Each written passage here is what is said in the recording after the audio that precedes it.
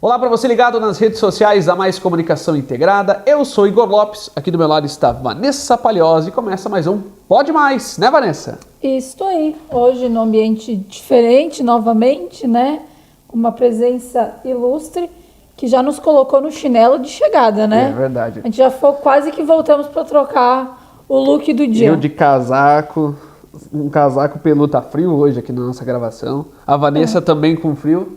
Chegamos aqui na casa do Carlos Alberto Schaeffer, ele está de fatiota, né? Como a gente chama aqui, os italianos chamam de fatiota, né? Fatiota. Tá de terno, rapaziada. Meu Deus. Ele mesmo disse que fazia tempo que não usava, né? É verdade. Agora a gente se sentiu importante, não, né? Porque ele que honra, né? Que honra, né? É honra para mim. Ele é nosso entrevistado hoje no nosso Pode Mais, por causa também do dia do advogado, né, Vanessa? Isso aí, a gente veio aqui... Quando eu fiz contato com ele, eu disse, temos que aproveitar esse livro falante, né? Porque é uma referência, né? Muita informação, muito conhecimento.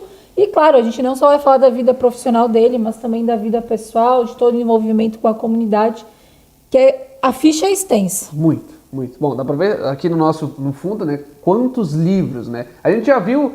Antes de, aqui nos bastidores, a gente já viu algumas fotos também, né? Fotos. Muitas fotos ali. Aqui é a coleção de fotos. A coleção de fotos. Desde 1944. Olha aí. Que é um dos teus hobbies também, né? É verdade.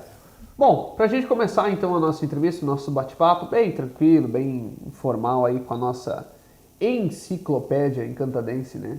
E da região também, né? Nesse dia do advogado, comemorando o dia do advogado. Bom, gostaria que você apresentasse para a nossa audiência, né? A gente já fica... É uma honra te entrevistar primeiramente, né? Nós da Mais Comunicação Integrada, receber aqui na tua casa, no teu escritório.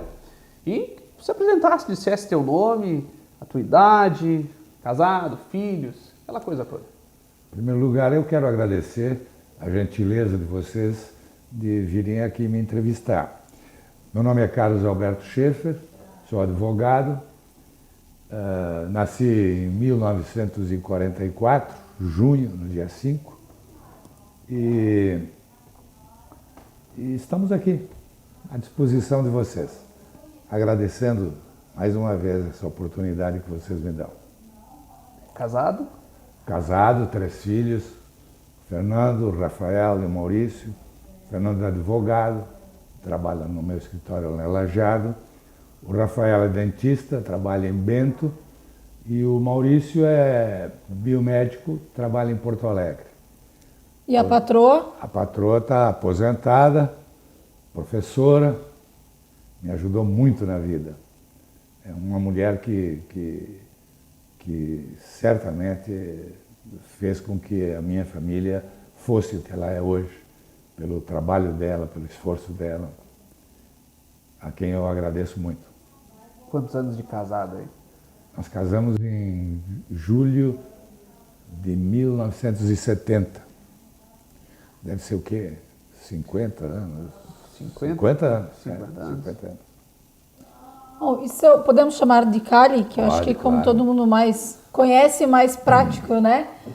A gente gostaria que tu relembrasse, como o Igor falava antes, até já estava mostrando algumas fotografias, enfim, falasse um pouquinho de como foi a tua infância, adolescência, né? Pra a gente...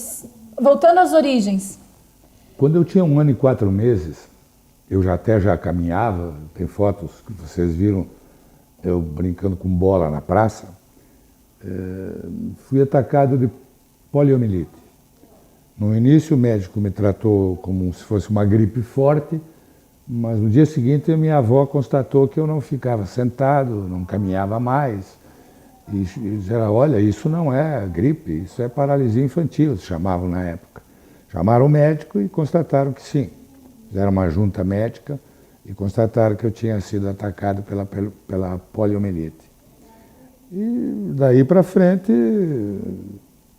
eu particularmente fico sempre pensando assim, o sofrimento de um pai que, um primeiro filho, acontece uma coisa dessas, né? Meus pais fizeram de tudo para tentar resolver o problema.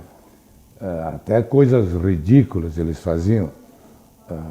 Por exemplo, Um dia a minha mãe, me lembro que a minha mãe, eu tinha uns 7 anos, a minha mãe me mandou sentar na sala e aí entrou uma senhora com aquelas roupas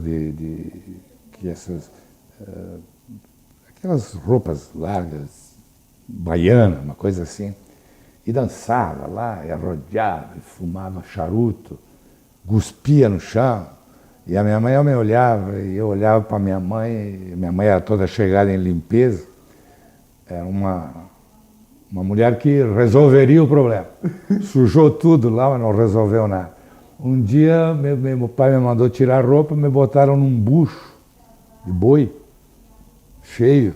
Fiquei lá 1 hora, 4 homens segurando o bucho, diziam que curava a paralisia, também não adiantou nada. Mas fizeram muitas coisas tentando resolver o problema. Pensando naquela época, né? Naquela época, 45. sim, é isso. 45, 46. Enfim, não deu. E não daria porque não tinha mais como resolver. Aí resolveram, então, me encaminhar para alguma coisa de útil, tipo leitura. Desde pequeno, meus pais me faziam ler. E eu adquiri o hábito da leitura desde pequeno e tenho até hoje. Gosto muito de ler. Tens irmãos? Eu tenho 2 irmãs e um irmão. Um é médico, está morando aqui agora, trabalhava no Rio, mas se aposentou e veio para cá. E uma irmã minha é dentista, mora em Novo Hamburgo. E a Graziela, que mora aqui e me ajuda muito. Tu falou sobre que sempre gostou de ler, né? Sim. Lembra de um dos teus primeiros livros que tu acabou lendo? Os primeiros livros que eu comecei a ler estão lá, uma coleção do Monteiro Lobato. Meu pai me deu. Eu devia ter uns 7 anos. Está ainda aí. Ali eu comecei a gostar de leitura. E a minha mãe tinha o hábito de gostar, ela gostava de livros policiais. Então ela lia X9, revistas da época, livros policiais da Agatha Christie. E eu também gosto muito desse tipo de leitura.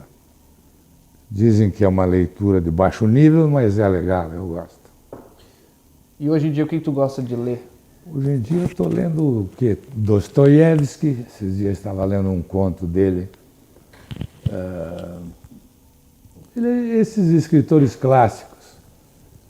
E os modernos também, mas o clássico é um livro que a gente precisa manter e ler, porque representam a vida da humanidade, né?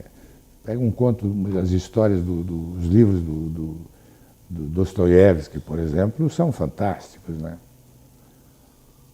Ele tem um que eu li essa semana, O Sonho de um Homem Imbecil. É um conto, um sujeito que queria se matar e o revólver em cima da mesa, eu vou me matar. Aí está passando na rua, uma noite fria, tal, chuvosa, ele encontra uma menina que puxa o casaco dele e dizia, mamãe, mamãe, como querendo que ele ajudasse a mãe dela, né? E o cara não ajuda, vai embora, toca a menina. Ele vai para a casa dele, bota o revólver na mesa e é hoje. Ele não fez nada para ajudar a menina porque ele ia se matar naquela noite. Aí ele dorme e sonha com que ele foi para um outro planeta e lá os homens eram todos felizes, todo mundo se dava, não tinha briga e tal.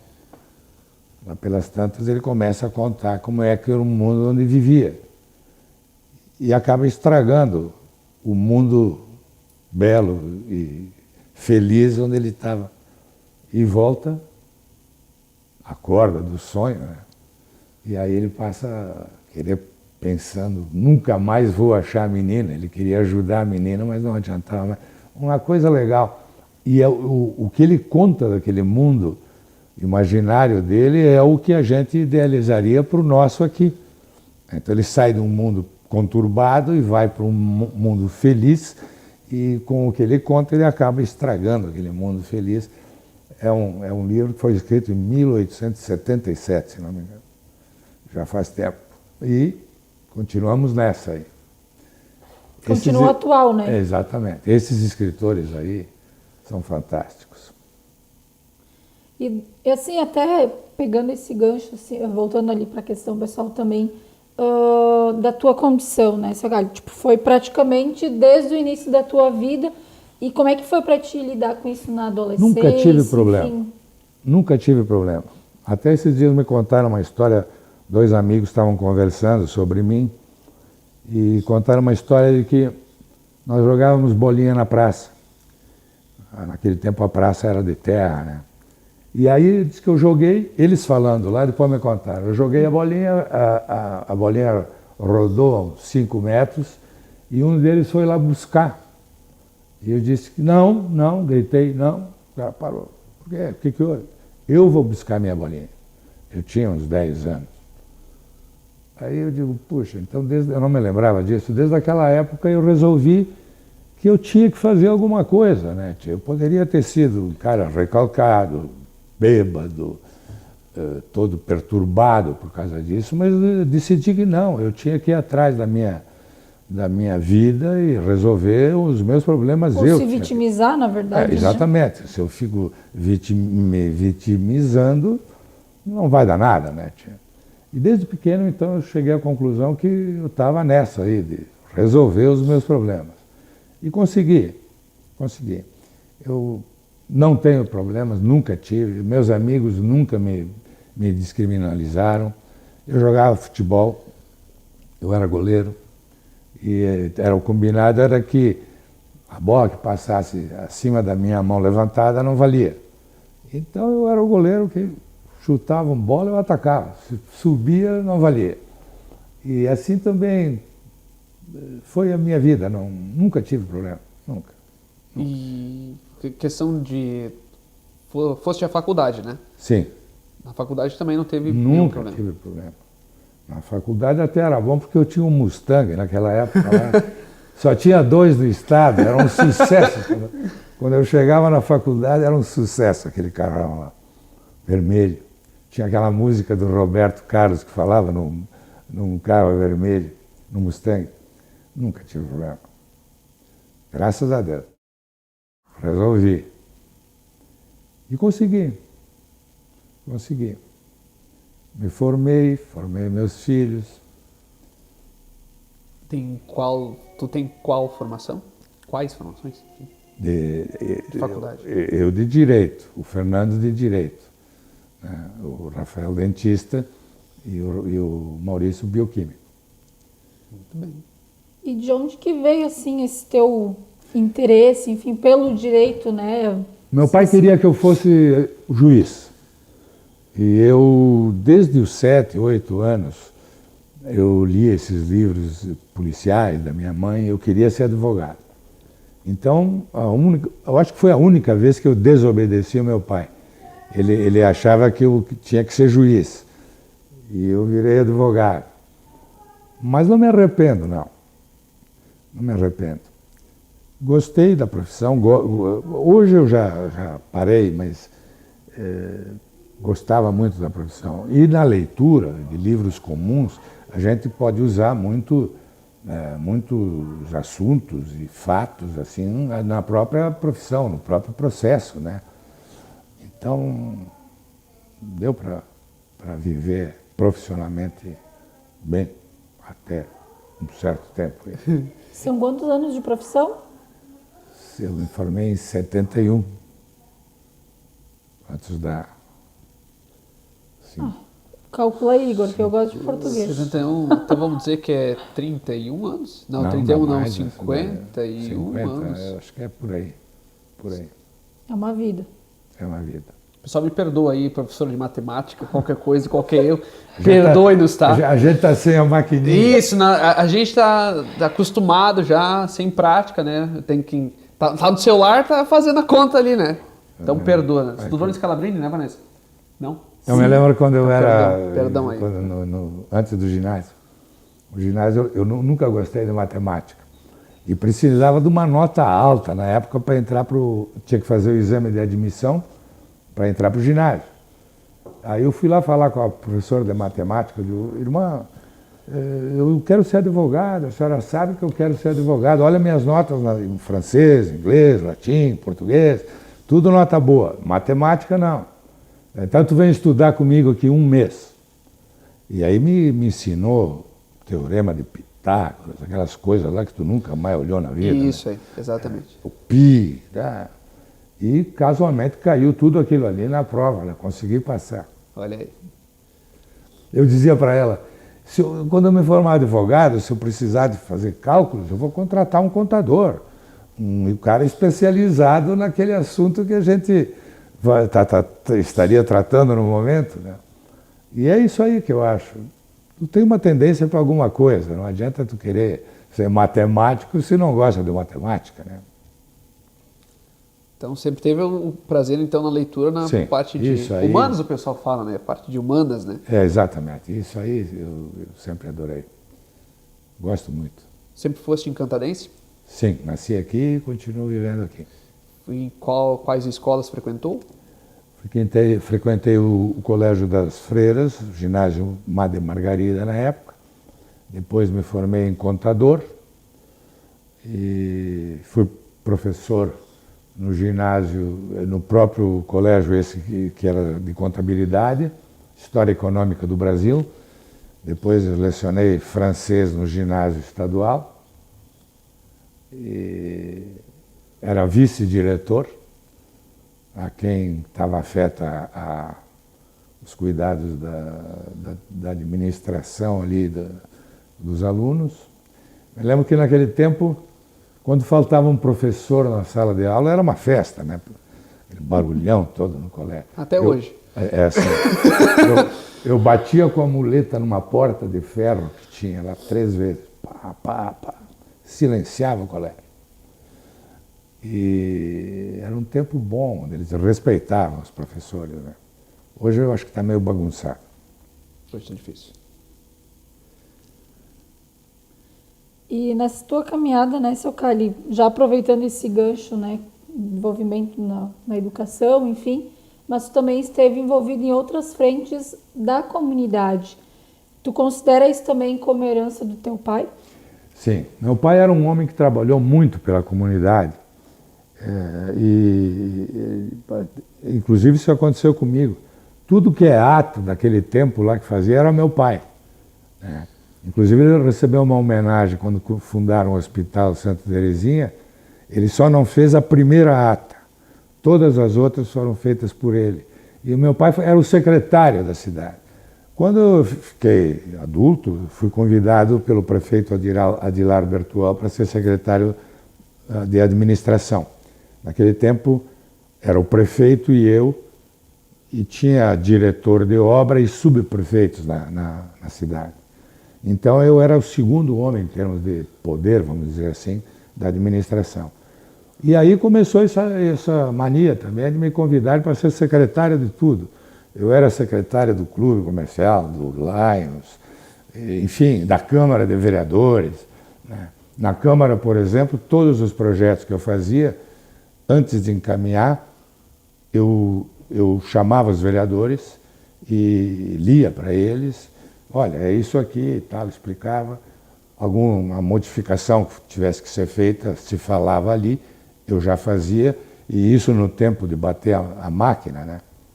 E quando ia para a Câmara, pode observar, todos os projetos eram aprovados ou rejeitados, claro, mas aprovados por unanimidade, porque havia esse entendimento que eu fazia com eles antes da sessão, né? Todos os partidos vinham ali, conversavam e resolvia. E quando tinha que trocar, tinha um vereador que complicava muito. Essa vírgula não pode estar aí, a vírgula era fácil de apagar. Não, mas essa palavra tem que trocar. Aí eu trocava e resolvia o problema. Era um tempo bom.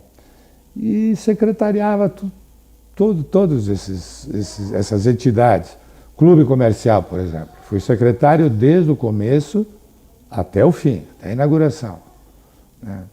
E a gente foi se envolvendo com essas entidades todas aí. Era um tempo bom. Fez bastante coisa, hein, cara?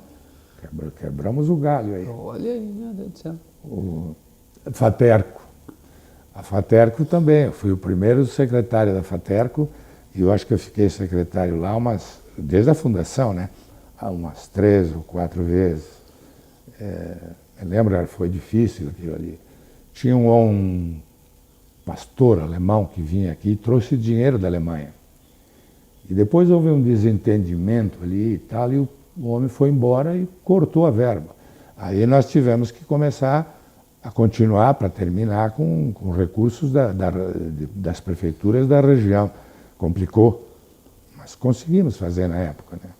Era uma escola que deveria ensinar aos colonos técnicas modernas de trabalho agrícola, plantações, criação de suíno e tal. A ideia era muito boa. Para a época era uma coisa importante. E o homem cortou a verba, não? Se desentendeu aí. Vinha dinheiro da Alemanha. Que coisa, cara. Mais ou menos que ano isso? Eu não recordo agora. Foi em 70... Eu sei que foi na época da administração do prefeito Reale. Acho que foi antes de 71, fins da década de 60. Me lembro que eu fiz os estatutos. Depois nós fizemos, era uma fundação, fazer a fundação, era eu que fazia tudo ali, modéstia à parte, mas se fazia e se resolvia logo, né? Se tem que fazer, vamos fazer, tem que criar, vamos criar. Tinha que andar, né? Tempo bom. E como é que era assim na prática nessa galera? É totalmente diferente de hoje, por exemplo, uma administração, né? Que nem tu disse assim, era o prefeito...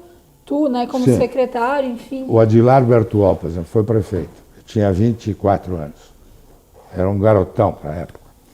Ele me chamou lá e disse assim, olha, você é seu secretário, o meu jeito de administrar é assim, eu quero que todos sejam atendidos de igual maneira, não interessa o partido político. Quando eu me elegi prefeito de todos e quero que todos sejam atendidos assim. Na época eu me lembro, ele disse, até 5 mil tu pode gastar, de 5 mil para cima tu me consulta, e quanto menos gente entrar no meu gabinete, melhor. Então... Tinha que resolver. Eu tinha poderes ilimites nesses volumes, que eram consideráveis para a época. E não era essa burocracia toda. A gente fazia e resolvia e tá.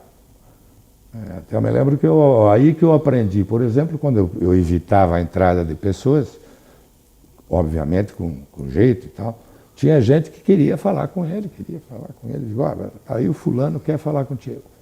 Tá, manda ele entrar, mas tem que ser rapidinho e tal. Aí ele entrava, prefeito, só vim te dar um abraço, bom dia, tá, até logo. Aí eu deduzi. Ele queria chegar lá na comunidade dele, geralmente eram líderzinhos da comunidade, e dizer que falaram com o prefeito, né? Mesmo que eu tivesse já resolvido o problema dele. Mas era uma honra para ele lá dizer, ó, falei com o prefeito resolveu. Sim. Então a gente aprendi muito ali no trato com as pessoas.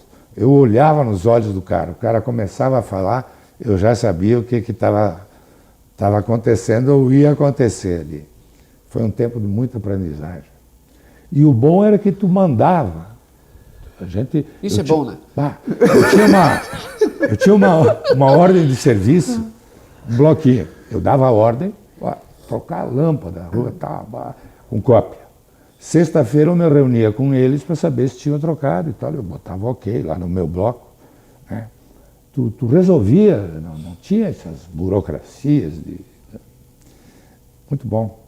Muito bom. E mais recentemente eu não gostei muito, porque é muito complicado, muita legislação, muita burocracia. Não é o meu estilo. Não, é isso resolve, aí. Eles enrolam e não sai nada. Eu, naquele tempo, era de resolver. Tinha que fazer, é isso, tá, deu. Quando complicava, eu ia para o prefeito, o troço complicou aqui e tal. Não, então faz assim. Me lembro que tinha um vereador que nos incomodava. Toda a sessão da Câmara, embora eu tratasse eles todos bem, ele vinha lá com requerimento. Requerimento, informação sobre isso. O prefeito um dia chegou para mim e disse, pô, mas esse cara está enchendo a paciência nossa, aí toda hora requerimento. Eu digo, eu vou resolver. Estou com o requerimento, eu botei assim, indefiro o pedido por não encontrar amparo legal. E, pá, carimbava. Um dia ele veio lá, mas que troço é esse aí de não encontrar amparo legal? Eu digo, não sei, o advogado é tu aí, professor. Parou. Esses dias eu disse para o Alexandre Garcia, o ministro deu 48 horas para o presidente se manifestar sobre as agressividades. Alexandre, contei essa história para ele. Se o presidente botar assim, ó, me manifesto contra, e o presidente tinha dito isso, né? Digo, pô, como é que tu vai dar 48 horas para um presidente da República se manifestar sobre o ódio, sobre a morte do cara? Dá um despacho assim, me manifesto contra. Mais fácil. Mais fácil ele tinha que fazer. Tinha que fazer. É. E com relação ainda, pegando esse gancho, Socali, como é que... Porque assim, a gente que é de cidade de interior, cidade menor, ainda existe muito aquela, tipo, eu sou do partido A e partido B. Como é que era naquela época? Isso aí foi uma coisa, nesse tempo aí, durante a administração do Adilar, não houve esse tipo de problema. E eu tenho para mim o seguinte, em 1950, se não me engano foi 54, o prefeito era o Jordano Tché. O Jordano tinha decidido que quem ia ser o prefeito era um homem chamado Ernesto Lavrati. O Lavrati era gerente do Coste. E estava decidido que ele seria o prefeito. Ele era do mesmo partido. Uns dias antes da convenção, resolveram trocar o nome do homem e botaram o meu avô de prefeito. Ué. E isso aí, o homem ficou, obviamente, bravo, né?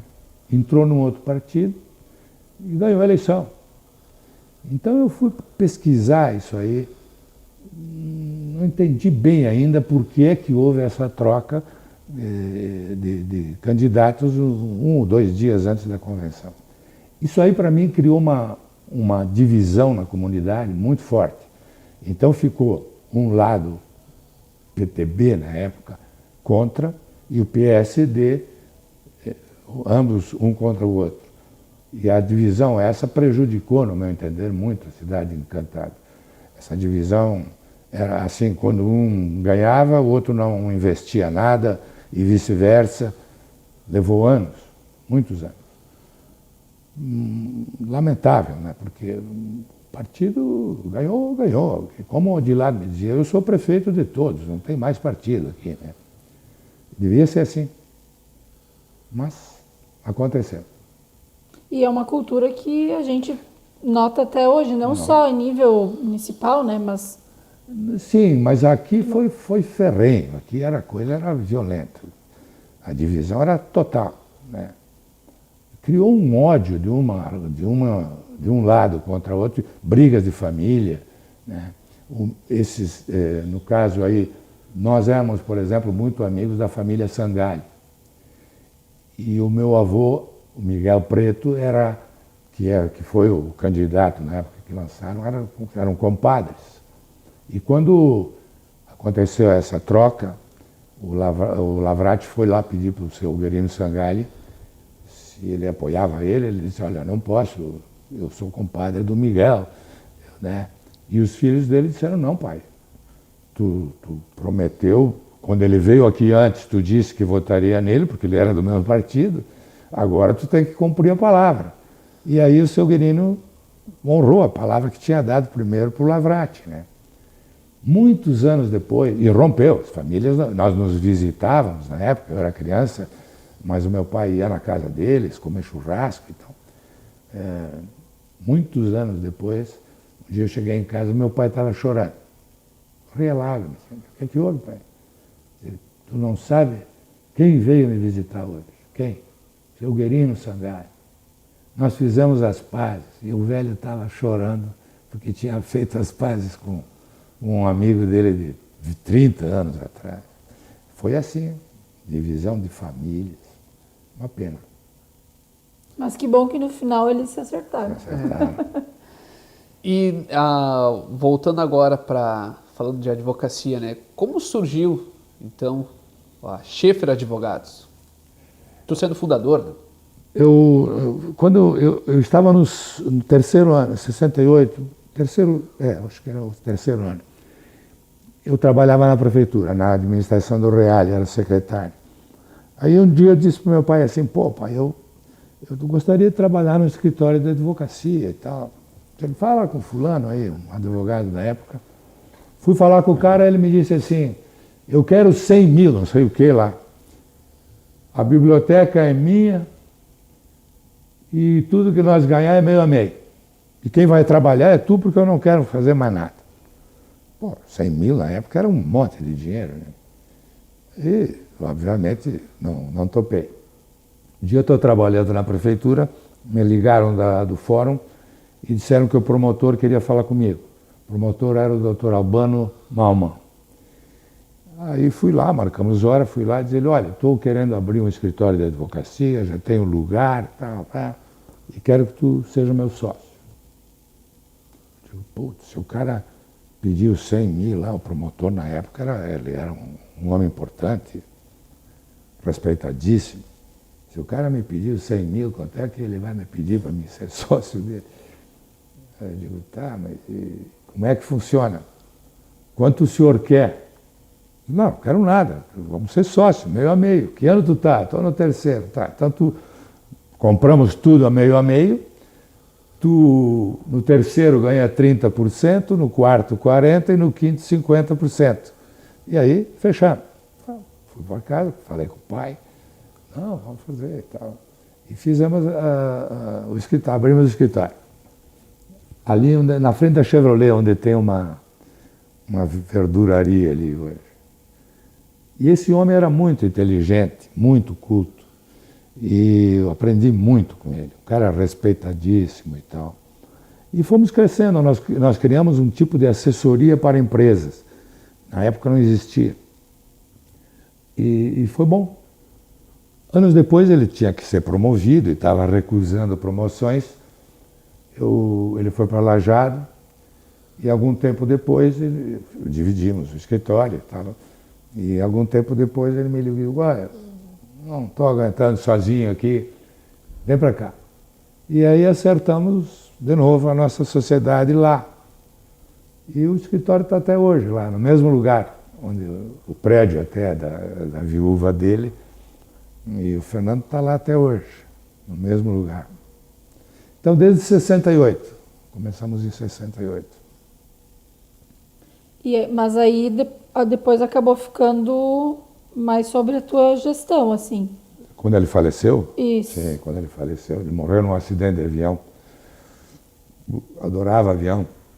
Eu me lembro que um dia ele me convidou para nós irmos a passear até Guaporé. Fomos a Santa Cruz e ele fez plano de voo lá. Eu digo, pô, precisa plano de voo para ir até Guaporé? Não, tem que fazer e tal. Passeando, e ele me mostrando o reloginho, isso, o reloginho, aquilo, eu digo assim, o que tu acha? Eu digo, eu acho que está faltando um troço aqui nesse avião. O quê? Paraquedas, eu disse para ele. Você não precisa paraquedas, só que eu desço na pista, paro num potreiro, e acabou morrendo num acidente de avião. Diz que a maior segurança que tem é andar de avião e tal. Nunca me esqueço. Viagem de Santa Cruz ao Guaporé, não tinha nada no ar, aí ele com um plano de voo. Uma pena. Uma ironia, mas né? aí a coisa aí ficou complicado para mim, porque nós tínhamos o hábito de fazer o seguinte, entrava um processo, ele lia a favor e eu lia contra. Então, quando nós sentávamos para discutir, nós tínhamos as duas posições. E quando ele faleceu, eu fiquei sozinho e isso aí me perturbou, porque era uma prática nossa, né? Tipo, pô, sozinho, cara, não tem mais aquilo, né? Quanto tempo tu já estava ali no escritório? Já fazia tempo, não me recordo agora, mas já fazia bastante tempo. Uns 5, 10 anos? Mais até. Então, e fora por exemplo, eu morava aqui. ele lá em Lajeado era a figura que aparecia. E entre Lajeado e a região alta sempre teve alguns atritos. E eu não sabia se eles iam me aceitar e tal, né? Tanto que eu perdi 1 ou 2 clientes, os outros todos ficaram, né? Então, isso aí me perturbou na época, me deixava angustiado, mas conseguimos, né? E depois, então, fui eleito presidente da OAB, que foi uma coisa importante, porque nunca ninguém tinha sido eleito de fora, né? E na época, quando eu fui eleito, eu fiz assim, nomeei, era de Arvorezinha para baixo. Eu nomeei representantes, onde tinha fórum, eu nomeei representantes da ordem, dando poderes para esses advogados de conversar com juízes e decidir coisas. Então houve uma ampliação vamos dizer assim, da interferência da subseção nesses municípios e deu uma acalmada entre toda a região, né? Foi legal. Fizemos um trabalho bom de congraçamento da classe. Foram 2 mandatos. 2 mandatos. Nunca tinha acontecido isso. Eu me orgulho, me orgulho. Porque antes era assim, era presidente de Lajeado e deu. Aqui para cima ninguém dava bola para nada, né? Era Lajeado. Inclusive, no meu tempo, queriam criar a subseção de Estrela e eu resisti, não deixei. Eu dizia assim, não, mas eu falo de Arvorezinha para baixo. Quer dizer, se tu começa a dividir, né, naquela época era esse o meu entendimento. Tu começa a dividir, tu começa a perder poder, né? De ajudar, de exigir coisas e tal. E Estrela do lado de Lajeado, Estrela né? do lado, né? Claro, tem aquela rixa, tem né? aquela rixazinha lá, mas isso consegui, segurei. Hoje não, hoje já tem subseção por tudo que é lugar aí, mas eu acho que quando tu fala em nome de uma região inteira, de maior número de pessoas, tu fala com muito mais força, né? Sim. Nessa caminhada também tu recebeu a medalha Leonardo Macedônia, em 2009. 2009, é a maior homenagem que a OAB concede a um advogado, é essa medalha aí. E que representa para ti? Olha, eu me sinto orgulhoso, eles se lembram de mim até hoje, eu estou meio fora hoje, mas esses dias, por exemplo, o presidente da OAB veio aqui, eu não consegui, ele vinha aqui em casa, mas não deu porque ele chegou atrasado, e aí fui lá receber a ele lá no parque, ele saiu de dentro do parque, veio lá no carro me falar comigo, se lembram de mim? Isso me gratifica bastante. Porque geralmente a pessoa é esquecida, né? Depois que tu te afasta, não dão mais bola. Mas eles de vez em quando me dão umas homenageadas. Uhum. Que bom. Trabalhei bastante. Desde a época trabalhamos bastante. Da feitura da Constituição do Brasil, a gente interferia.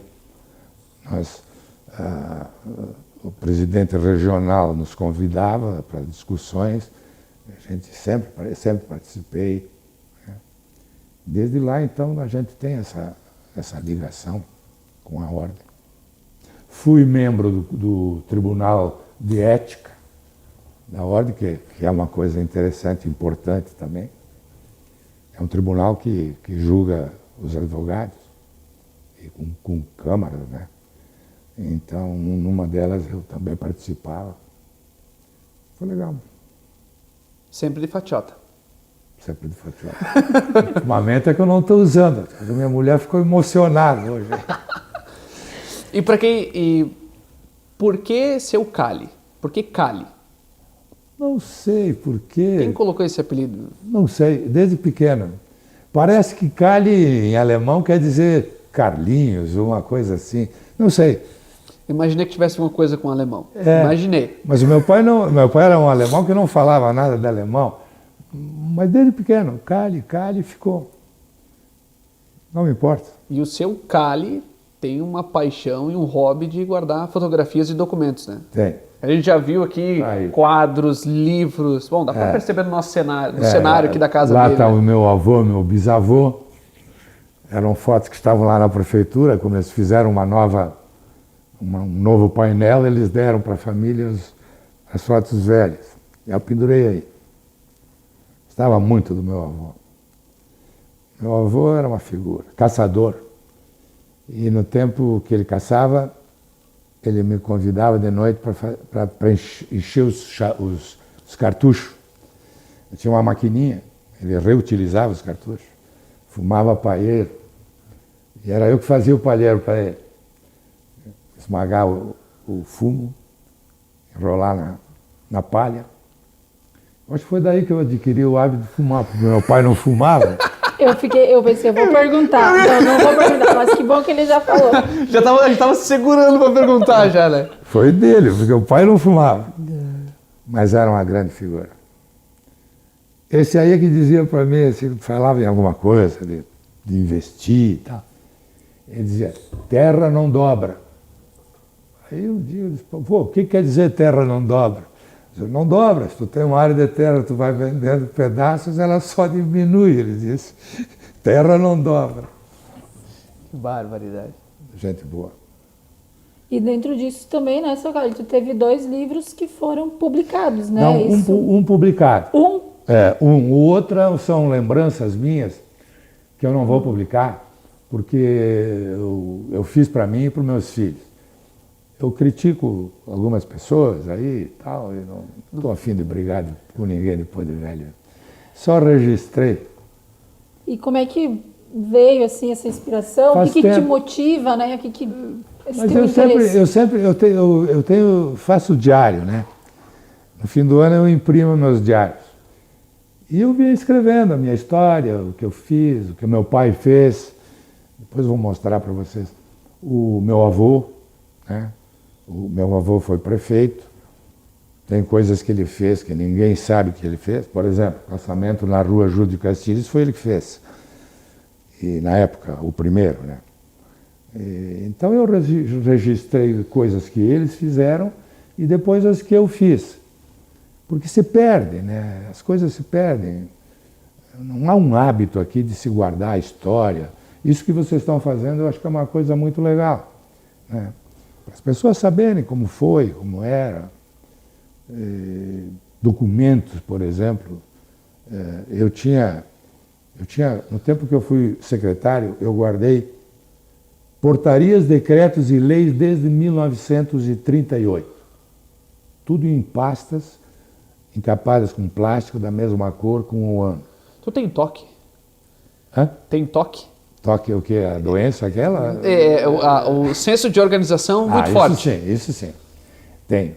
E aí eu guardei e quando o outro prefeito ganhou a eleição, nosso adversário, a secretária da época tirou tudo aquilo e largou num arquivão lá, que era um depósito dele. Tipo, pô, mas era a história da cidade, não era coisa minha, né, da nossa administração. Era uma pesquisa, pô, levei anos para... Com fundamento. Fundamento, botaram fora. Então, o que vai fazer? Não se guarda documentos, não se... papéis. Só quando se precisa lá na frente, né? Que daí devia ter guardado tal coisa. Devia ter guardado. Tenho coisas, por exemplo, do meu pai, eu tenho todas as cartas dele aí, os ofícios que ele mandava, as cartas que ele mandava para políticos, pedindo coisas. Uma coisa que ninguém sabe, por exemplo, a Loteria Federal, ele pediu para um deputado, na época, 1000 anos atrás, lá, que instalasse aqui e tal. São detalhes que se perdem na história, né? Eu sempre achei que devia ter um lugar onde esse tipo de papéis tu pudesse guardar. Chega lá e diz, olha, guarda aí, organiza, né? Protege para os bichos não estragar, umidade e tal. Mas não sei, não faz. Não faz. E voltando novamente assim, para a tua profissão, assim, avaliando o cenário que nós estamos hoje, como que tu enxerga essa questão da justiça? Que também acaba sendo, às vezes, bem polêmica, né? A nossa justiça brasileira. Até estou escrevendo um artigo aí, vou mandar para o Força do Vale, eu acho que hoje, sobre essa juíza que ia proibir as bandeiras do Brasil. Antigamente o juiz era chamado a boca da lei, porque ele dizia a lei. Depois começaram a dizer que ele podia interpretar, enfim, aí eles começaram a falar pela lei. Hoje interpretam tudo, né? É uma evolução, evidentemente, mas eu acho assim, lei é lei, tu tem que cumprir. O que ocorre? Eles fazem as leis mal feitas, mal intencionadas. Às vezes uma vírgula muda todo o sentido do que tu queria dar para a lei, uma palavra. E esse negócio de interpretar hoje em dia, veja esses ministros, por exemplo, a Constituição diz uma coisa, os caras fazem outra, mandam fazer outra, tomaram conta dos poderes executivo, legislativo, interferem em tudo. Isso para mim está errado, não é possível. São 3 poderes independentes e tem que ser independentes. O Superior Tribunal Federal é para analisar a Constituição e não intimar o presidente da República em 48 horas para explicar sobre morte de não sei quem. É um absurdo o que está acontecendo. Há uma inversão aí total. E isso me desagrada. Eu parei de trabalhar, inclusive, por causa dessas coisas aí, porque não é possível. O caso da juíza. A minha opinião, eu acho que a bandeira do Brasil foi tomada por um outro partido. Então, eu vou proibir. Está errado, não é possível, está na lei que todo mundo pode utilizar a bandeira. Não, mas era só uma opinião. Não, ela disse que ia proibir, tá? E ia punir, ia mandar prender as bandeiras e multar. Quer dizer, para mim ela está tomando uma posição política do lado, né, tia? Só pode ser. Como é que tu vai proibir uma pessoa de usar uma bandeira? Tem uma aqui na minha casa, está aí penduradinha ali. Você dia vê um amigo meu da esquerda aqui, bandeira do Bolsonaro. Eu digo, não, essa aí é a bandeira do Brasil. Aquela tua vermelha lá com foice e martelo, aqui não entra, eu disse para ele. O que eu vou fazer se resgatou, vamos dizer assim, a bandeira do Brasil foi resgatada por um lado, como é que tu vai proibir de usar, né? As outras bandeiras ela não proibiu de usar, quer dizer, então, essas coisas não é grave, não é grave. Acho que lei é lei. A lei tinha que ser bem feita e cumprida. Por exemplo, tu condena um cara 30 anos de prisão. 4 anos o cara está saindo, já está fim de semana passando em casa. Quer dizer, não pode. Para mim não pode. 30 anos, vai cumprir 30 anos. Né? Nos Estados Unidos, por exemplo, pena de prisão perpétua, fora a morte, mas que eu sou contra. Mas prisão perpétua é perpétua. Não tem esse negócio de saidinha aí, fica lá. Eu lembro uma vez eu estava discutindo com o juiz sobre prisões e ele criticando as prisões nos Estados Unidos porque elas eram todas brancas por dentro. Como é que pode um homem viver 30, 40 anos dentro de uma cela branca? O senhor prefere que ele viva aqui com uma cela onde cabe 2, tenha 40, 50, é melhor do que ele ficar na banca? Não dá para discutir contigo, né, tio? Não vamos continuar essa discussão porque é absurdo, né? Pena é pena.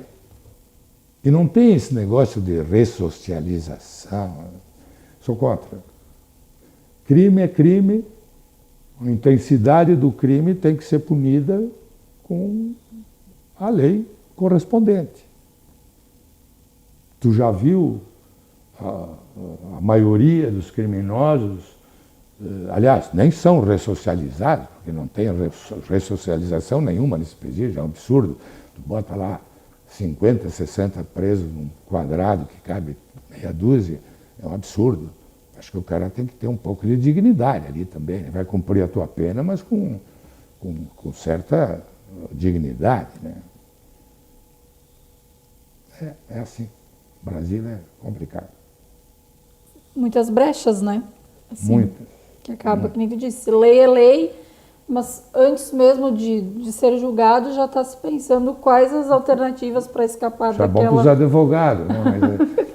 Mas não devia ser assim. Vírgula. Às vezes uma vírgula muda tudo. Muda tudo. E aí, tá aí, a liberalização total. Veja aquela menina que matou o pai e a mãe a paulada. Saidinha no dia das mães, saidinha no dia dos pais. Isso é tripudiar né, da lei, pô. Mata o pai e sai no dia do pai, no dia das mães. Não, não pode. No meu entendimento, não. Hoje, como é que tu vê hoje, tendo um escritório de advocacia, né, teu filho tocando agora, enfim, uma pergunta quase pessoal, e acho que o pessoal aí também deve ter essa dúvida aí. Por que a demora dos processos serem desarquivados, digamos assim, e colocados, vamos fazer uma audiência, vamos chamar o pessoal num fórum, vamos chamar a juíza. Por que essa demora? Uma cidade pequena, digamos assim, que nem nós. Mas aqui, por exemplo, eu não sei hoje, mas algum tempo atrás tinha algo em torno de 30 mil processos. A média de um juiz, nos países evoluídos, são 1.500 processos, mais ou menos. Bom, tem um juiz com 15 mil processos, vamos dizer, se tivesse 2, né? Cada um, é demais, né? Então, essas coisas demoram. Aí criam detalhezinhos para tentar agilizar, mas não adianta. Eu tinha um juiz amigo meu, dizia, eu sou um frustrado, ele dizia. Chega na minha mesa de manhã, 100 processos, eu toco tudo, no dia seguinte de manhã eu estou lá, tem 100 processos em cima da minha mesa, eu nunca consigo terminar. Então essas demoras aí, intimação, o cara não acha, não mora mais aqui, mora lá, não sabe onde foi, então começam essas complicações, né? Deveria ser coisas assim, tipo um acidente de carro. Faz a audiência no dia, né? Podia fazer. Nos Estados Unidos é assim, o sujeito vai lá, o juiz já dá a decisão na hora ali. Não sei. O Brasil é um país muito burocrático, é muita lei, tem lei para tudo, minúcias, detalhes, portaria, decreto, ordem de serviço, é impressionante. Tinha que limpar isso aí, fazer uma coisa mais rápida no sentido de desburocratizar, né? Demora. Mas realmente é impossível um juiz com 15 mil processos ser muito ágil, né? Se, digamos, 100 processos por dia, Vanessa, tu que é boa em matemática? Vai me devolver. Não, mas 100 por dia entrando... Digamos, 100 resolvidos por dia. 700 por semana, 2.800 por mês, novos. Tu não termina. O cara me dizia, eu sou um frustrado, não consigo. Sempre tem mais. Sempre tem mais. Vem um processo aqui, time-se, fulano de tal, vai embora. No outro dia, uma vez em Lajados, tinha um juiz que botava assim, cite-se. Citava, citar é intimar a pessoa, né? 2 meses depois voltava lá, diga a parte contrária, mais 4 meses lá, por exemplo. Aí eu disse para ele, por que tu não põe tudo junto aqui, tia? Como? Pô, cite-se, contestar, 10 dias para contestar, não contestar não sei o quê, penhore-se, venda-se, só vai voltar para ti no fim. E ele fez uma lista e tocava tudo numa vez só. O despacho dele era para fazer tudo, né, até voltar. É isso aí. Né? Otimizar. Otimizar, citou, volta para ele agora, intime-se ou outra parte. Não, já bota aí, não contestado, intime-se, não contestado, penhore-se, avalie-se, vai e venda, já vai, não volta mais, só volta quando terminou. Ele fez. Mas é essa burocracia toda aí que atrapalha. E em todas essas décadas, né, de profissão, seu Cali, tem alguma causa que tu mais atuou assim, e uma ou mais do que uma assim que tenha te marcado? Uma que me marcou foi a da Copave. A Copave era uma empresa poderosíssima na época, de frangos, né? E quebrou. Quebrou, nós éramos advogados deles e tentamos Até nós tínhamos área, condomínios de criação de frango, nós éramos sócios também da Copag. E aí um dia o meu sócio esse chegou e disse assim, acho que eu vou pegar esse troço aí para endireitar e tal. Foi lá, examinamos a situação, não tinha mais o que fazer, mas foi uma pena, porque era uma empresa, 4.800 empregados na época, né? Era poderosa. E uma pena que quebrou, porque destruiu uma série de coisas aí na região toda. E aí os diretores foram processados e tal. Foi um período uma situação muito que nos marcou bastante. Nos marcou bastante. Uma pena. Poderia ter continuado. Mas eles eram, como é que eu vou dizer? Eram um gigante com pernas de barro. Tinha situações que compravam pneus, por exemplo, para os caminhões. Iam até São Paulo, tem que comprar pneus, os caras compram. Não tinha controle de pneu, entende? Então, aí não vai, né? Erros de administração. Erros de administração nesse sentido, financeiro, né? Mas marcou. E tu sempre atuou mais em causas trabalhistas, digamos assim? Ou... Na época, nessa parte, quando nós éramos advogados deles, sim. O setor todo trabalhista era comigo. Nós contestávamos, mas eram assim, tinha dias para nós lá, da Copag, era muita, né? Muita reclamatória. Eu contestava todas, documentação, tal. E aí um dia, aqueles discursos lá na audiência, um dia eu cheguei para os advogados, os que mais atuavam lá, digo, tia, vamos fazer o seguinte, tu pede 100, eu te ofereço 20 e te pago 40, num acordo, porque a tentativa é sempre de acordo. Vamos, faz isso, claro, vamos fazer logo, não vamos ficar discursando aí, vamos fazer um acordo logo. Então nós estabelecemos padrões de acordo que interessavam a cooperativa, evidentemente, e a eles pela rapidez, né? Ah, quero 100 mil, dou 10, juiz, e aí, quem sabe 30, agilizei. Nós fazíamos acordos rápidos, justos, evidentemente, né? Mas se agilizava, se evitava aquele tipo de discurso, de ler tudo ali, diga um, diga o outro, né? Foi bom. Tinha que ser assim, rápido, resolve.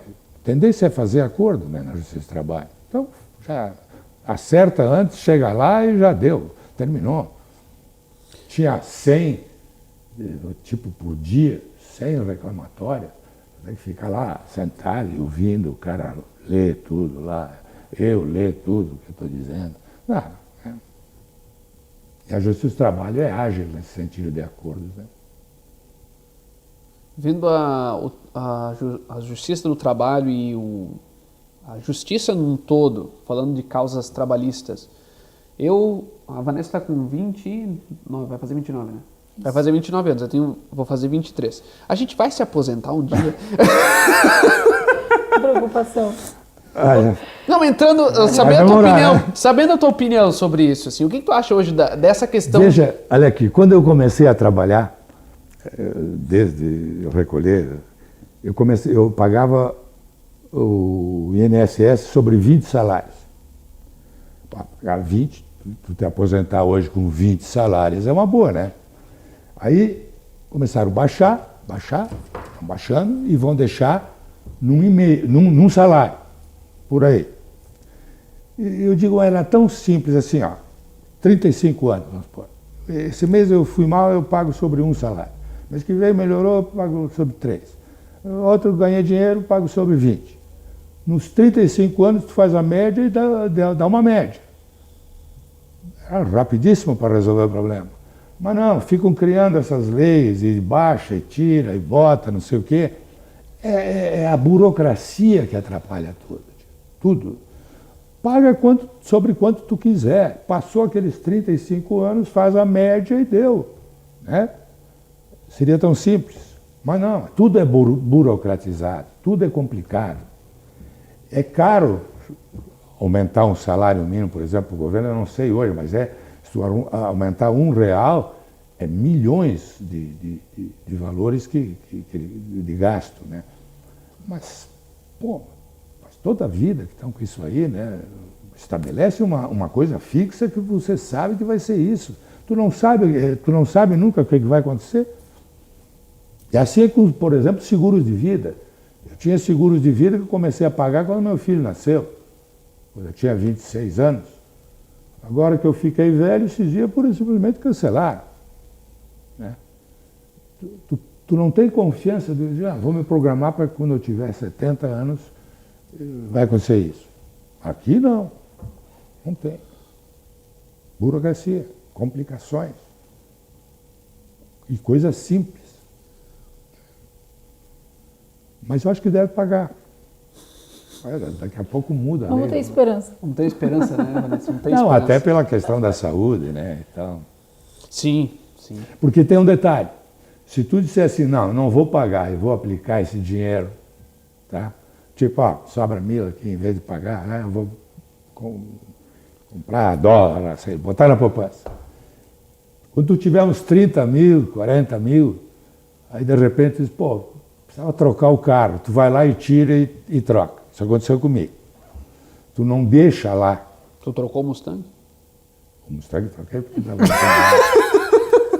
Mas tu quer ver, um amigo meu, esses dias disse assim, sabe o meu avô me fazia uma poupança? Eu descobri esses dias, fui lá ver, eu acho que eu tenho uns pila lá, né? O cara está com 80 anos hoje. Uhum. Foi lá, tinha R$2 e não sei o que, ele falou, eu vou ficar quieto porque eles vão acabar me cobrando alguma coisa. Tu não tem credibilidade, se fazia isso, os avós faziam uma poupança, caderneta de poupança, tu vai ver, muda tudo. Eu tinha ações, por exemplo, houve uma época que o negócio era comprar ação do Banco do Brasil. Eu comprei 1.000. Um amigo meu vendeu um carro e comprou ações. Um mês depois, perdemos tudo. Collor entrou, tirou 0 do dinheiro. Tiraram 0 das ações. Nunca vi um troço desse. Eu tinha 1.000, fiquei com 100, e para vender a 100 eu tinha que ter 1.000. Eu teria que comprar mais 900 para poder vender aquela porcaria toda lá. Então, como é que pode, né? Tipo, se eu tenho 1.000 ações que não valem nada, eu tenho 1.000 ações que valem 0 menos isso, né, tia? Não. E criam esses negócios aí, essas complicações, para te complicar a vida, tia. E aí perde a credibilidade. É um país que tu não tem segurança jurídica para nada. E, seu Calho, hoje como é que é a tua rotina, né? Tu disse que está um pouco mais afastado, digamos, né, do trabalho, acho que dentro da possibilidade, porque nunca se afasta 100%, vendedor de né? um vendedor de livro que visita o Fernando até hoje, ele disse que 30 anos atrás eu dizia assim, eu me encostava na cadeira e dizia assim, eu quero largar essa droga. 30 anos atrás, mas agora eu larguei. Estou em casa, estou lendo bastante, escrevi minhas lembranças aí. Minha rotina se complicou um pouco por causa do meu problema no braço, que o médico me proibiu de caminhar com muleta. Então eu estou andando de cadeira de roda. Isso limita um pouco tu ir para reuniões ou, enfim, solenidades e tal. Mas eu estou gostando. Estou relendo meus livros. E ler é bom. Muito bom. Tu olha ali, pega ali, vou ler de novo isso aqui. Tá aí. É a tua paixão. É a minha paixão. Sempre quis fazer isso. Me complica um pouco a situação da minha esposa, né? Tive que estar nessa situação aí. Mas tudo bem. Temos que carregar essa também. Sendo até um pouco, talvez, indelicado, até peço desculpas, mas posteriormente ao teu... Mais à frente, não estou dizendo isso, né? Mas mais à frente Posteriormente, depois de ti, o que será? Já tem alguma ideia do que será feito com tudo que tu tens guardado? Eu estava pensando esses dias aí. Não sei o que vão fazer. O Fernando gosta de ler. O Rafael também. Mas acho que não deviam dividir, né? Esses dias o Fernando viajou para a Europa e me disse, pai, fui numa cervejaria que tem 1000 anos. Beleza, cara, vê se tu deixa isso aqui pelo menos uns 500 anos aqui, que tá bom. É uma questão de... Tu não sabe o que eles vão fazer, né? Não moram aqui, eu acho que isso é um problema. Mas é uma biblioteca, eu acho que é indivisível isso aí, não tem como dividir. Eu tenho ela organizada por exemplo, aqui tem livros de filosofia e religião. Aqui as coisas, livros sobre o Brasil, economia, aqui literatura em geral, lá atrás também. Está meio dividida. Eu troquei de lugar e eu estou meio perdido um pouco, mas vou chegar lá. Na outra eu sabia exatamente onde eles estavam, né? Mas, sei lá. Mas depois que a gente partir também não adianta ficar preocupado com o que vai acontecer depois, né? Muito bem. Podiam botar uma livraria e vender livro aí, né? Olha aí, pode ser também, né? Bom, vendo essa tua trajetória, a tua carreira num todo, desde o teu início, da tua infância, adolescência, faculdade, a criação do escritório de contabilidade, né? De direito. De direito, a contabilidade eu não trabalhei. Contabilidade, perdão, desculpa. Eu estava olhando os livros aqui, por isso que eu me perdi um pouco. Mas olhando toda essa tua trajetória também em questão de trabalhar, ser envolvido em questão política também, a advocacia também acaba, né, envolvendo um pouco. Qual é o recado que tu deixa para nossa audiência vendo toda essa tua trajetória? Eu acho que fui um homem feliz. Eu não tenho nada para reclamar da vida. Desde pequeno, eu atingi os meus objetivos todos possíveis, né? Meus filhos estão aí formados, trabalhando. Tenho netos que eu adoro. Um já está com 18 anos, está na faculdade. Então, eu acho que eu consegui atingir os meus objetivos. Sem traumas, sem recalques. Nunca tive problema nenhum, seriamente. Até uma vez uma freira me chamou para fazer uma conferência para pessoas com deficiência física. Fui lá uma vez, bati um papo lá. Aí um dia ela me chamou de novo, eu fui de novo. Na terceira eu digo, irmã, olha aqui, ó, eu não vou mais. Eu não me considero um deficiente físico. Eu quando sento na minha mesa de trabalho, eu estou sentado ali, pego o meu processo, estudo, escrevo, não tenho problema. Meu problema é só quando eu tenho que caminhar longe. Se eu tiver que sair daqui para ir lá no CTG, eu digo, se eu tiver que sair daqui a pé para ir lá, eu vou ter problemas. Mas então, me deixa fora aí que eu não estou nessa aí. Né? Nunca tive esse problema, nunca. E fui atrás dos meus objetivos. Eu queria fazer, é isso aí, vamos fazer, vamos fazer, vamos fazer. Assim foi na profissão, nas participações comunitárias. Né? Tem que fazer, estou junto, vamos tocar e tal. Eu acho que fui feliz. Não tenho reclamação nenhuma. Eu me lembro que uma vez estavam meus filhos sentados numa mesinha que tinha ali, e eu estava na cozinha, muitos anos atrás. E eles estavam lá, pá, tá ruim, pá, o outro tá ruim, não sei o quê, estava ruim, pá, ruim. Daí a pouco, eu na cozinha ouvindo, né? Daí a pouco diz um deles, peraí, vamos pensar um pouquinho. O pai teve um problema físico, estudou, se formou, é um advogado competente, reconhecido no estado inteiro, fez um patrimônio, educou a gente se formou. Estamos reclamando de quê? Eu digo, pelo menos sentiram alguma coisa. Botaram a mão na consciência. Botaram a mão na consciência. E é verdade. Eu poderia ter sido um cara fracassado, recalcado, cheio de problema, de minhoca na cabeça. Resolvi que não é por aí. Agora, tive muita ajuda dos meus pais. Meus pais por exemplo, em casa eu tinha que trabalhar. Meu pai sempre me fez trabalhar. Minha mãe me mandava lustrar o chão, e lavar a louça e secar a louça. É o meu papel. Depois, mais tarde, meu pai me arrumou um emprego. Enrolar mandolato numa fabriqueta que tinha aí perto da praça. Eu tinha que acordar às 6 da manhã e ia a pé. A gente morava ali no centro, né? E ia a pé lá trabalhar. Tem que trabalhar. E nunca me deram alívio nenhum em casa. Tipo, coitadinho, faz, deixa, eu faço. Não. Sempre me mandaram trabalhar. No começo eu não gostava muito, mas depois eu entendi, né? Se eles ficam aí me dando cobertura e fazendo tudo por mim, eu ia ser um fracassado. Né? E eles não, empurrar. E vai ler, tem que estudar, tem que ler. Também nunca me cobravam nada. Ele olhava o boletim, quando tinha umas notas ruins, ele só dava uma olhada assim, tá mal isso aqui, né? Não, vai melhorar e tal. Mas não tinha, tem que fazer, tá fazendo e tal, não. Tinha hora para tudo, fazer tema, brincar, tomar banho. E eu brincava nos matos. Aqui onde eu tenho a minha casa, nós descíamos isso aqui com um carrinho de lomba. Os caras me traziam o carrinho para cima e os amigos, né? Foi legal. Muito bem. Que história, né, Vanessa? Muito bacana. Fica, na verdade, uma reflexão, né? Porque ontem até a gente comentava que às vezes a gente reclama por nada. Né? Acho que verdade. A gente tem esse hábito tão presente que a gente não se dá conta que talvez tem pessoas muito piores, em situações mais difíceis. É só tu olhar para o lado, não precisa nem para trás. Né?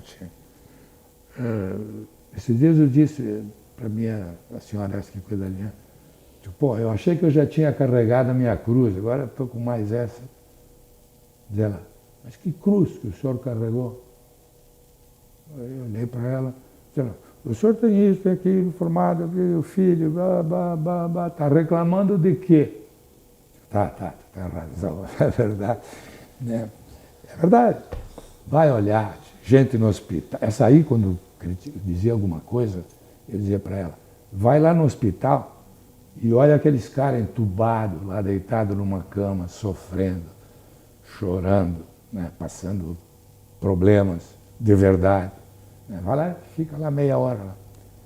Ela parava. Né? Se tu tem saúde, condições de trabalhar, tocar o barco, eu acho assim, tu tem que botar um objetivo na frente e correr atrás. Né? Vai dar, não vai dar? Não sei, mas enfim, se tu ficar parado aqui, tu não vai adiante. Né? Não vai. Isso eu fiz na minha vida. Botava... O que vão fazer? Vamos fazer casa lá em cima do morro. Chamavam de louco. Olhamos aqui, o engenheiro veio aqui e disse, é aqui, tá? É aí. Subia por essa estradinha que a gente sabe ali, lá da praça, barro. Eu tinha que passar. Primeira chuva que deu, eu não consegui, tive que dar ré lá para não bater nos muros lá, nos barrancos. Comprei uma Brasília velha para subir quando chovia. Né? É aqui, vamos fazer, tá bom, tá aí, ó, que legal, ficou. Muito bacana. Agora eu jogo rápido? Então tá. Tá bom. Tem que explicar para o convidado. Sim. Bom, nós vamos fazer um jogo rápido agora para a gente encerrar. Depois a gente vai dar um tour aí pela tua casa, se o senhor assim nos permitir. Veja as tuas fotografias novamente para o pessoal aí conhecer também. E é simples, né? Eu vou dizer uma palavra ou uma frase. Tu me diz mais ou menos o que vem na tua cabeça. E a gente vai indo. Tu pode pular, pode não responder, ficar bem à vontade. Onde é que o pessoal nos acompanha, Vanessa? Nos nossos canais no YouTube, Mais Comunicação Integrada, também nas nossas redes sociais, Facebook, Instagram, no nosso site, maisci.com.br. Acompanha todo o nosso trabalho, os podcasts, os episódios, né? Toda sexta-feira às 19 horas.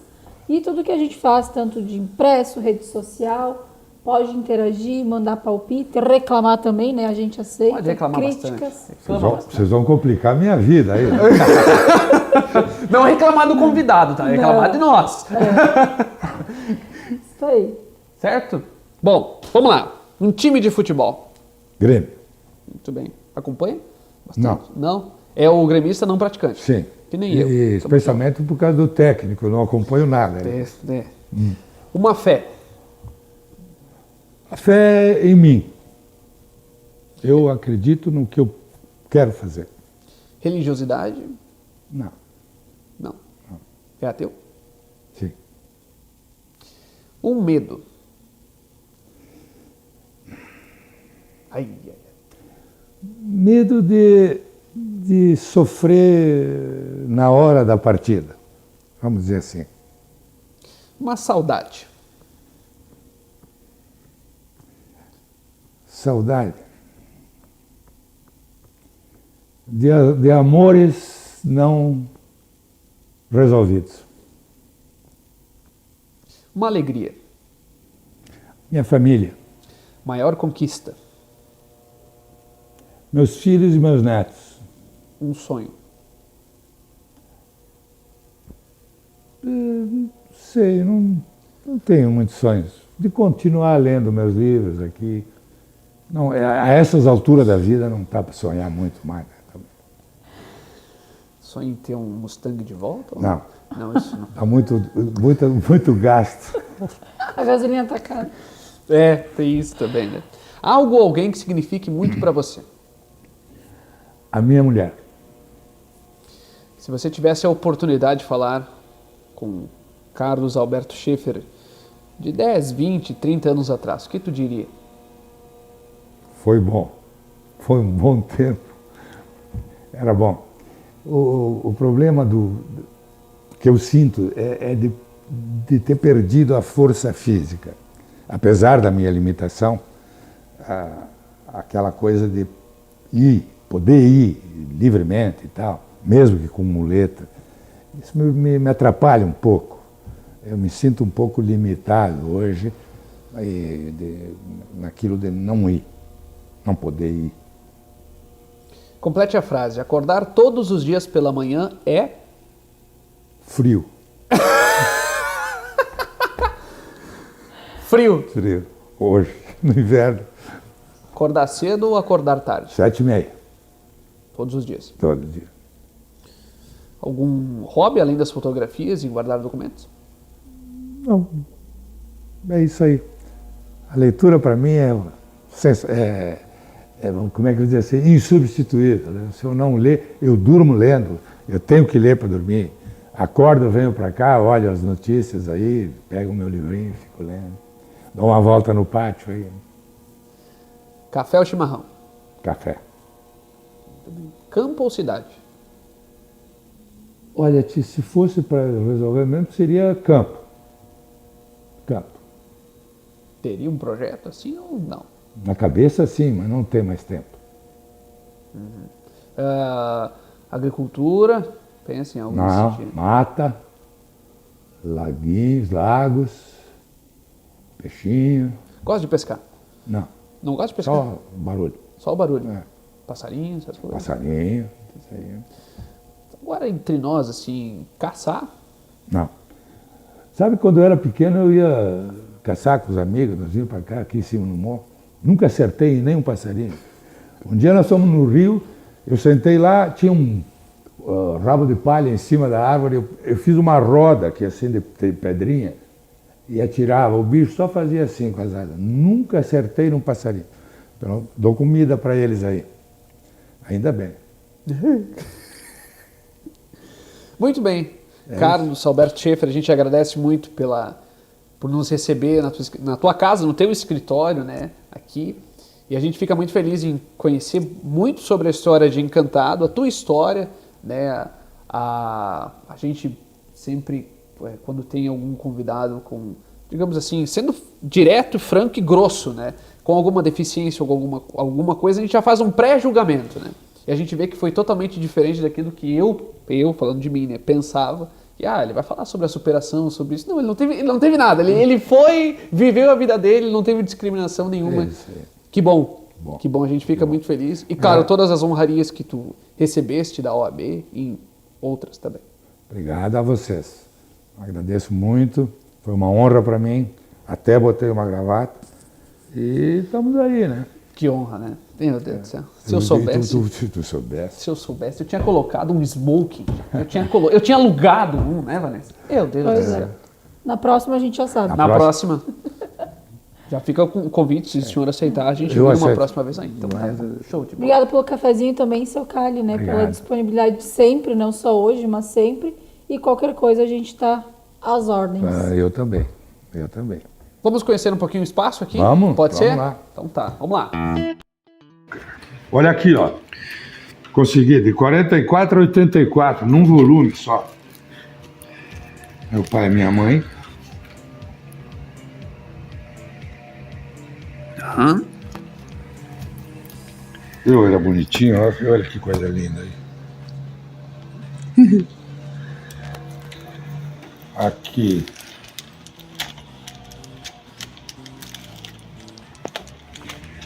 Tem uma melhor aqui.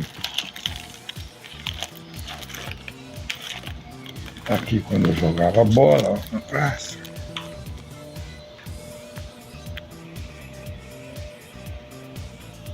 Sim. Aqui meu pai me levando para algum lugar lá em Porto Alegre. Quando nós ia pra praia, ele alugava um negrinho lá. O cara passava o dia inteiro comigo. Me levando para tudo que era lugar. Era moda na época. Aqui na praia. Aqui. Ó, eu tinha 47 quase. 3 anos. Ele já me dava uma revistinha para ler aí. Aqui, ó. Aqui é quando eu comecei a caminhar com as muletas, ó. Engraçado, tá? Tu sabe que tô sempre rindo nas fotos, tia. Olha só a calça, que coisa primeiro mundo. Pra época, sim. Aí na rua Júlio de Castilho. Irmão. É o meu Mustang aí. É, Mustang. Esse aqui. O Mustang tá aqui, gente. Aqui, Olha ali, ó. Isso aí, assim, ó. Eu tava passeando, só tinha o meu em Passo Fundo. Me pararam. Nós vamos fazer uma passeata com as Misses aqui. E o senhor poderia levar a Miss Passo Fundo? E o resto tudo é Galaxy. Digo, não, tô... Aí eu dei uma volta. Pô, Miss Passo Fundo. Voltei. Vai ter a Miss Rio Grande do Sul aí? Vai. Então eu vou fazer o seguinte. Eu levo a Miss Rio Grande do Sul e vocês vêm atrás com os Galaxy. E botamos a Miss Rio Grande do Sul, aí eu acho que era Maria Ieda Vargas, em cima do meu carro. Em cima do Mustang. Em cima do Mustang. Olha. Eu nunca mais lavei o Mustang depois. E tinha na frente um Jeep com um negócio da Pepsi Cola, eu com a Miss Rio Grande do Sul e tudo Galaxy atrás. Passo Fundo. E a minha mulher grávida, do Fernando. Ai. Nossa formatura. Me diz quando eu paro aí. Não, pode ir. Bem tranquilo. Como vocês se conheceram? Ah, a Lilian é daqui também, né? Aqui, ó, na época da minha casa, não tinha nada, ó. Dessa casa aqui. Não tinha nada. Aquela é o Mustang, não. Não, Aquela é o... o que era? Era Passat. O Passat. Comprava, todos os anos eu comprava Passat. Olha aqui. Nada, nem nada. Isso na construção. 76, ó. Olha como era bonito. Aqui vocês tinham que ter me filmado. Mas não era nascido? 1980, não. Eu não tinha nascido? Não, eu não tinha nascido. Eu sou 99, vai. Eu sou... Vai. Idade pra ser teu filho. Ou neto. Olha que coisa linda. Olha só. Olha só. Arrasava corações, seu pai. Bah.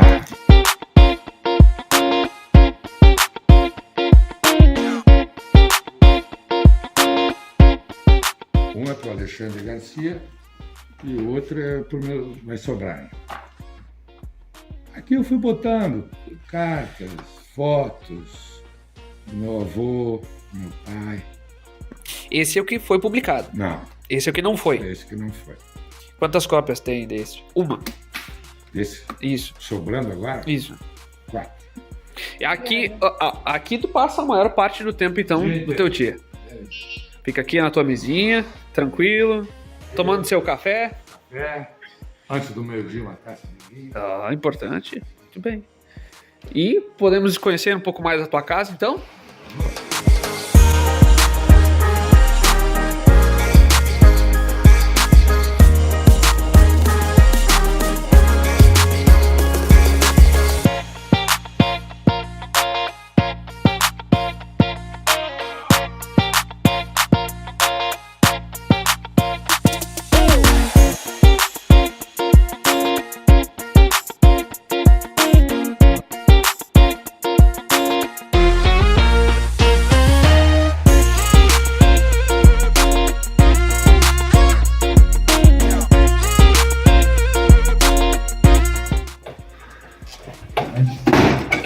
tinha a biblioteca aqui. Estava apertado, não dava mais, né? Sim. Então, aqui, ó, por exemplo, eu tenho tudo onde eu saí, em jornais, eu mando arquivar no fim do ano. Desde que eu passei no vestibular. Estava apertado mesmo aqui, seu Caio. Tava ruim. Pelo arquivo que o senhor tem. Isso, eu botei fora um monte de coisa. Eu tinha contas desde 68, as contas que eu pagava. Tava tudo... Guardava tudo mesmo, né? E o Fernando disse que ia botar fogo, aí ele disse, eu acho que eu vou começar a selecionar aqui, porque Senão... Vai tudo. meu filho ia queimar tudo. Não sei o que vão fazer com isso aí, mas... Desde quando eu passei no vestibular, eu comecei a guardar.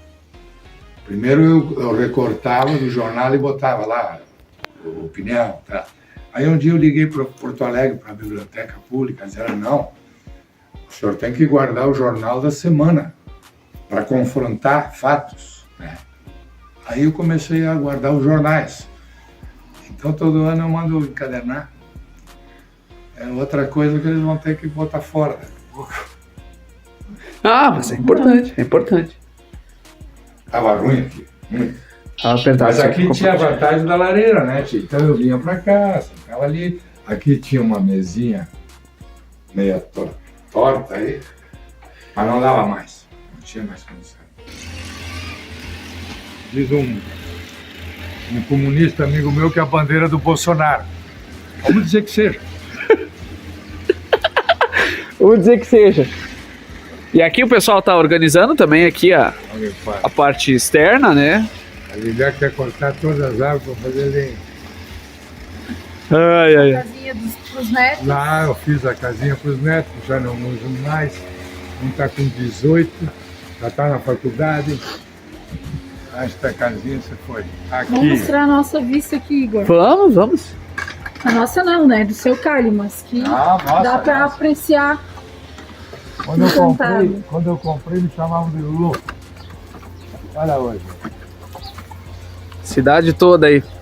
Tem uma vista privilegiada. Hoje, né, na gravação desse Pode Mais, o Cristo não aparece, né? Não, mas tá ali. Tá lá, ó. Aparece sim. Hoje não. Hoje não, mas dá pra ver. Sim. Dá pra ver. Dia, sabe que de noite eu estava olhando, eles iluminaram o coração. Ficou vermelho. Sim. Tá bonito. Bonito. Isso foi na tua opinião, agora dá pra se dizer como mais um cidadão encantadense, né? Que já tá aposentado, enfim, né? Foi uma boa colocar o Cristo aqui? Eu acho que sim. Isso aí. Sabe quando eu fui secretário do Paulo, o Paulo pediu para me ajudar ele em 2001.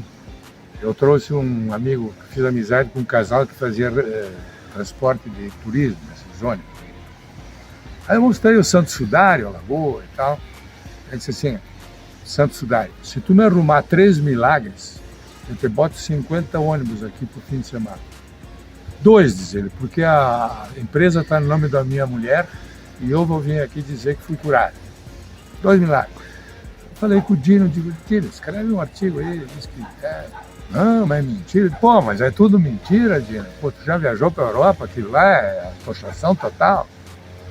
Não, falei com o Casimiro, faz um diz aí que deu 2 milagres, o cara disse que bota 50 caminhonetes aí. Não, tenho dito, tem que arrumar uns milagres aí, porque se arrumar uns milagres aí deu, né? Aí vai. Eu acho que não tem mais volta isso aí. Eu tentei naquele período lá, mas não me deram muita bola, não tinha esse clima. Sim. Tanto que eu fiz uma reportagem sobre a lagoa. Um dia chegou um casal de Santa Cruz para ver a lagoa. O cara disse, onde é que é a lagoa? Eu vi na televisão, Santa Cruz tinha. Ih, vai lá, só tem mosquito. O cara foi embora. Né? Então acho que tem que mudar. Agora está mudando essa consciência. A cultura, né? Cultura. Tem que Tem melhorar. uma fonte, Essa fonte na casa que era do meu pai, que eu comprei lá embaixo onde tem a Maró, tinha uma fonte dessas que o pai fazia, nós brincávamos lá, tem fotos aí. Aí quando meus irmãos queriam vender, eu digo, não, vendemos uma, que é na frente, onde tinha o restaurante, aquele lado do... Agora tem uma loja de porcaria lá. aí no centro. E aquela, eu digo, não, aquela eu vou comprar. Comprei, mas antes eu tinha mandado fazer um laguinho igual. É que eles queriam vender, né? Sim. Ah, pelo menos eu vou fazer um lago igual ao do pai. Aí botei luz e o peixinho com água, que lá não tem, mas é o mesmo lago. Aí o bichinho. O pai tinha peixinho, mas ainda não botei peixinho ali. Esse peixinho vermelho. Sim.